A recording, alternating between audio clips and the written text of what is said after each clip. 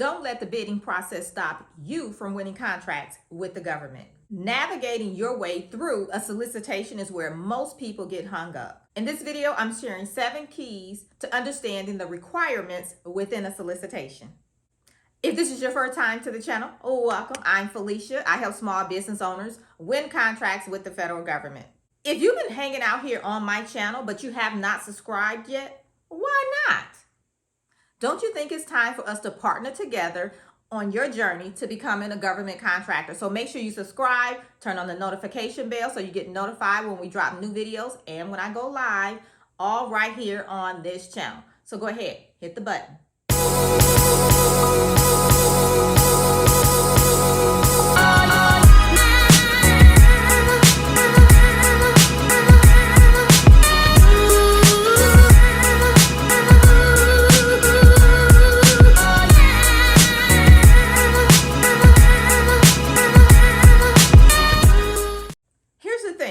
When you know how to read a solicitation, break it down, pull out the requirements, and then in turn take that information and write your proposal and respond to what is required, game changer.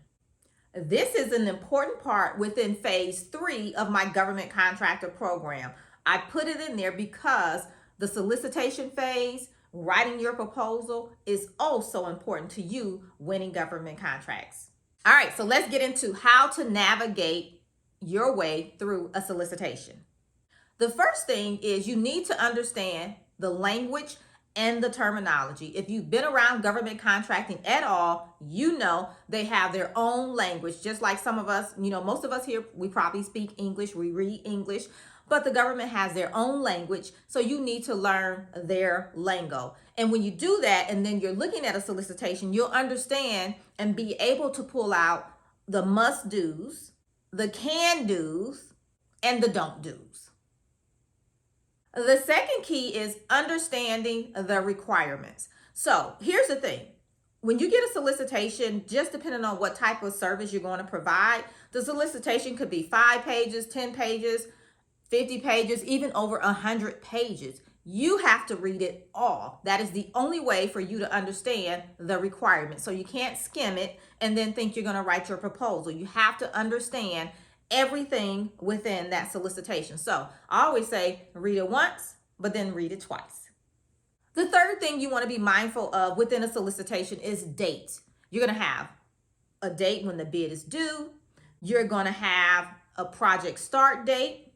And then you also may have a project completion date. So whatever dates they're giving you within the solicitation, you want to make sure you pay attention to those dates and also make sure you're able to meet those timelines.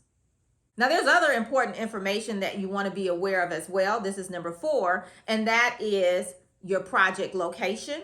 So if you're providing a service, you want to make sure that you have capacity within that area, especially if you're doing projects out of state. You want to make sure you have capacity to be able to perform on those projects out of state. And so the location may be very well important to you.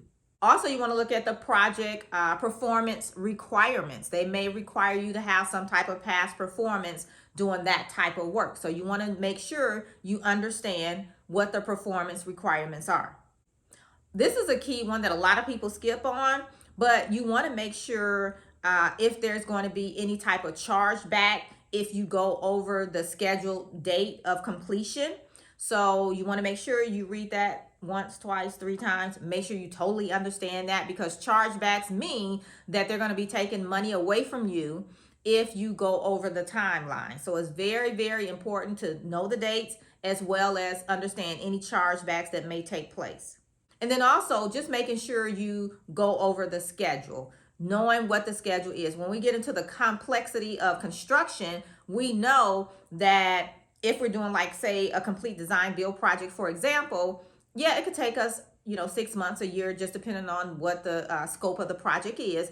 But within that, there's going to be a schedule that we have to adhere to. And within that schedule, we know with complete design build, we can't bring in the drywall people if we don't have the foundation laid yet. So that's why it's important to understand the schedule as well, and when you're going to start bringing in those different divisions to do their work within the project.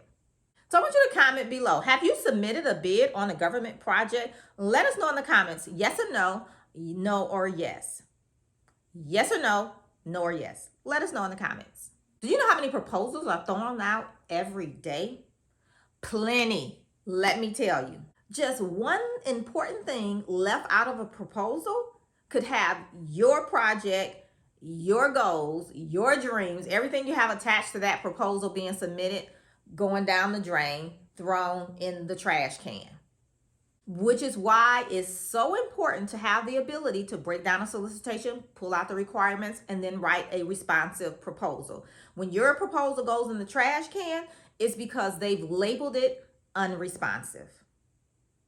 All right, so let's get to number 5. Number 5 is viewing projects. So you want to make sure you read the solicitation and see if you are required to do a walkthrough on the project. A lot of times on government projects, they may have a walkthrough set up. And most of the time, if they have a walkthrough set up, it's required that you attend that walkthrough. And if you're going to bid the project, it's kind of like, why wouldn't you? Because there's probably things there you need to see that will help you in bidding out your project, pricing it out. And so you want to make sure you go and look for yourself, put some eyes on the project before you submit your proposal. So definitely always look and see if a walkthrough is required and when that date is. And sometimes they may even say you have to register prior to, or you may have to get a, I forget what they call it, but a clearance to be able to go onto a base if it's a federal facility. So you want to make sure you read that in the beginning and do whatever necessary things you have to do so that when the walkthrough take place, you can actually get access to what you need to see. Number 6 is the subcontracting plan. Don't sleep on this one. You should already have a subcontracting plan in place if you know you're going to be subbing out portions of the work. Let me say that again. You should already have a subcontracting plan in place if you know you're going to be subbing out a portion of your work. And then start executing on that plan like today. That means you should already have people in mind, companies in mind. Who are you going to have do the work? You should start building those relationships with those peoples, with the companies, whoever you're going to work with, like now. Now, I said it before, don't get caught slipping. The 7th thing you want to be mindful of when looking at a solicitation is making sure you've done that type of work in the past. So that's going to be found within the scope of work.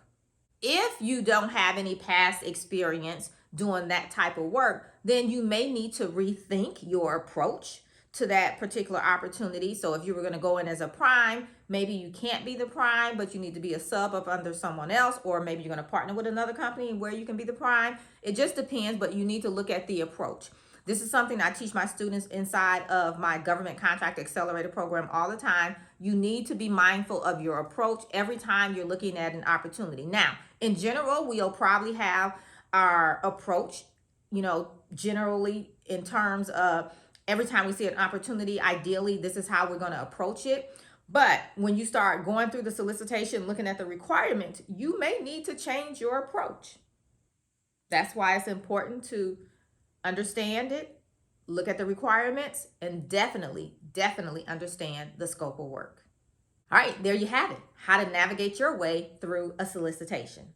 Now, if you'd like my help as you navigate your way through becoming a government contractor, maybe you're transitioning from private sector and you want to diversify into the government market, my program, the Government Contractor Accelerator Program, is a great place for you to be, where I can help you build a foundation you need to have as a government contractor, as well as walking you through reading the solicitations, breaking them down, pull out the requirements. Trust me, it's a lot more than what I shared here today. I walk you through that step by step. And then I also walk you through writing the proposal as well. And I share my proposal templates with you. So it's really easy peasy. All right. To learn more about the Government Contractor Accelerator Program, you can go over to governmentcontractoraccelerator.com. I'll put the link down below for you.